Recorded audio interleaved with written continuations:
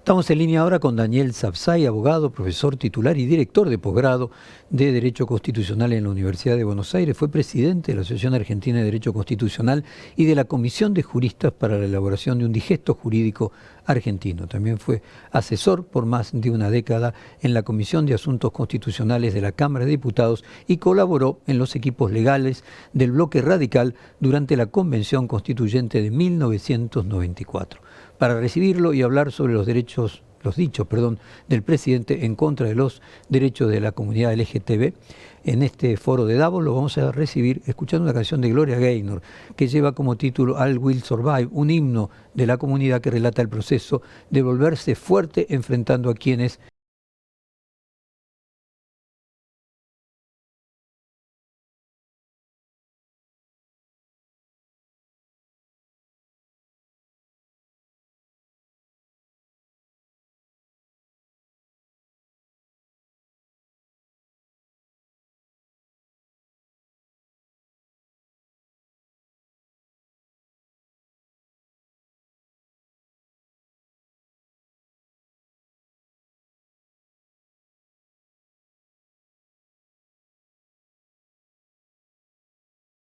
le impresionó los dichos del presidente y la decisión del ministro de Justicia de enviar el proyecto de eliminar el femicidio como figura jurídica. Bueno, igualmente para usted, muy buen año Jorge, gracias por llamarme.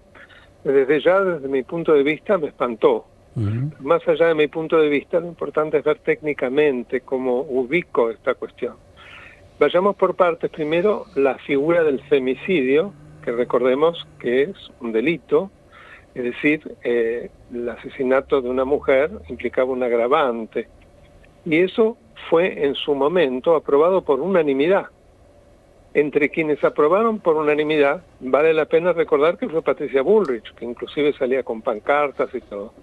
Ahora se modificó su criterio y piensa exactamente lo contrario. Ella sabrá por qué lo hace, ¿no?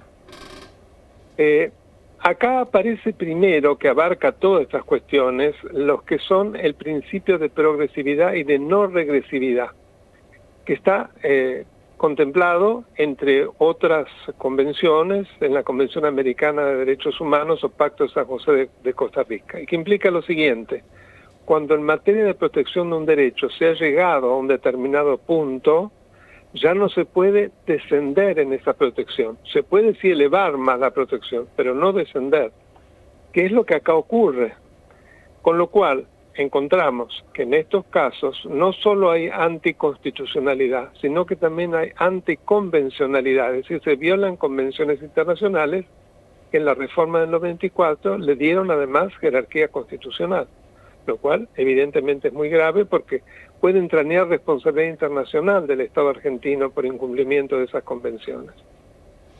Daniel, quiero llevarle una reflexión, aprovechar su erudición y su experiencia para llevarlo a una reflexión más amplia. Yo recuerdo que a nosotros nos encontró juntos cuando pedíamos un manipulite en la segunda década de este siglo,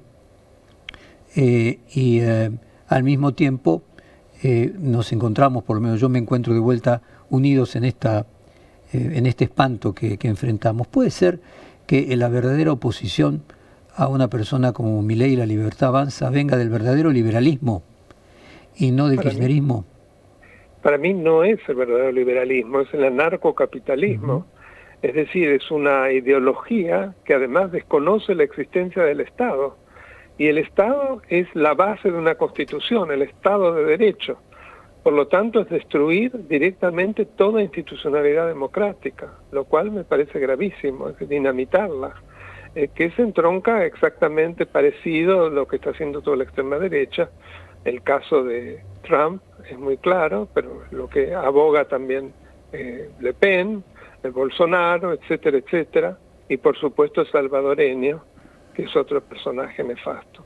En fin, para mí es gravísimo, porque es hacer hilachas de una construcción que tiene más de 2 siglos, que creíamos que en sus bases era inconmovible y lamentablemente esto no ha sido así. Por eso le decía, ¿cree usted, Daniel, que en realidad la verdadera oposición no puede surgir del kirchnerismo, que, aunque de manera acotada comparado con lo que vemos hoy, tenía puntos en contactos respecto a determinadas formas autocráticas, sino tiene que venir casualmente del radicalismo, de lo que fue Cambiemos en el 2015, del peronismo cordobés, del socialismo santafesino, es decir, de aquellos partidos con perspectiva de centro y con una mirada verdaderamente liberal, no en lo económico, no solamente en lo económico, sino en lo político y en lo cultural. Coincido totalmente. Lo económico viene después. Lo primero en la construcción de un Estado de Derecho es lo político, que es la separación de poderes, el reconocimiento de los derechos y garantías, la supremacía de la Constitución, etcétera, etcétera. Después aparece la temática económica. Pero cuando se separa lo económico como lo principal, eso lleva a una dictadura. Esto ocurrió durante el proceso. Esto fue el menemismo también. Y ahora, lamentablemente, estamos viviendo una suerte de revival de eso. Daniel, viene a la memoria las viejas discusiones en la Facultad de Derecho sobre la superestructura y la infraestructura, ¿no? Los marxistas considerando que es la infraestructura, es decir, la economía, lo que crea la superestructura, la cultura, y los liberales creyendo que es la cultura, la educación, o sea, la superestructura, lo que crea la economía, es decir, la infraestructura. ¿Usted encuentra que en el anarcocapitalismo hay algún punto de contacto con el anarquismo inicial, que era de izquierda?